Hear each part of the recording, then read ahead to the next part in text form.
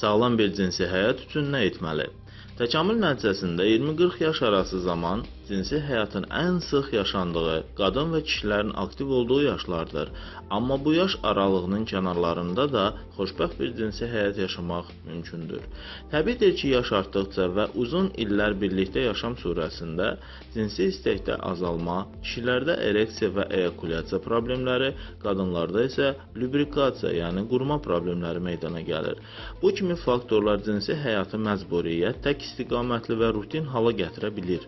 Cütlüklərin bir-biri ilə yaxınlaşmalarında rəngarənglik, seksual arzuların həyata keçirilməsi, bir-birlərinin vücudlarını qəbul etmələri, fantaziyaların yerinə yetirilməsi ilə rutin cinsi həyatın qarşısı alına bilir. Təbii ki, bu cinsi düşüncə səviyyəsindən asılıdır. Cinsəl düşüncə səviyyəsi cütlüklərin istəklərini, duyğularını, cinsi əlaqə fonunda qoxusu, səsi ilə vücudunu, cinsi aktivliyindəki limitini, yasaq olan və olmayan nöqtələri və yaşamaq istədiyi dəyişiklikləri mühakimə etməməsi, bütün bu faktorları qəbul etməsidir. Bu səbəbdən normal bir cinsi həyatın yaşamdakı önəmi ölçüyə gəlməz. Sağlam cinsi həyat üçün önəmli nöqtələr bunlardır. Vücud görüntüsü. Cinsi həyatın vücud görüntüsü ilə heç bir əlaqəsi yoxdur. Mükəmməl olmayan vücuda sahib insanlar cinsi əlaqədən zövq alıb partnyoruna zövq verə bildiyi halda, vücud görüntüsü ilə çoxlarının arzusu olan şəxs bu zövqü yaşaya və ya yaşada bilməyə bilir. Bu məsələdə tərəflərin qarşılıqlı olaraq cinsəlliyə hörmətlə yanaşmaları önəmlidir.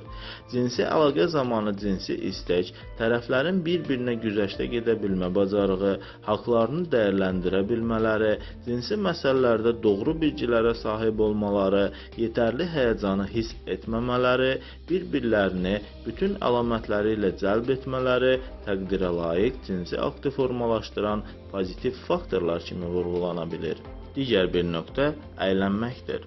Əylənmək uğurlu cinsi aktın bir parçasıdır. Tərəfdaşlar cinsi həyat yaşayarkən istəyincə müstəqil olmalı, fantaziyalar qurmalı, dürüstlük və hörmət çərçivəsində zövq aldıqları şeyləri partnyorlarına nümayiş etdirməli, hər kəsin zövq almağa haqqı olduğunu qarşı tərəfin qəbul etməsi cinsi həyatı daha da rəngarəng edir. Cinsi həyatda tezlik önəmli deyil.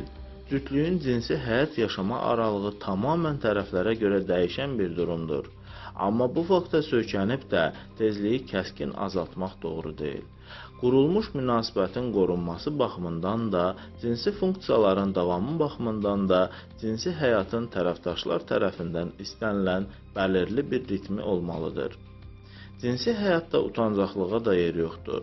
Cinsi münasibətin səmimi və açıq olaraq tərəflər arasında danışılması xoşbəxt bir cinsi yaşam üçün gərəklidir. Tərəfdaşlar bir-birlərinə xoşlandığı şeyləri söyləməli, cinsi aktda normalar olması gərəkdiyini düşünməməlidirlər. Hazırladı Rauf Kazımov, həkim, uroloq.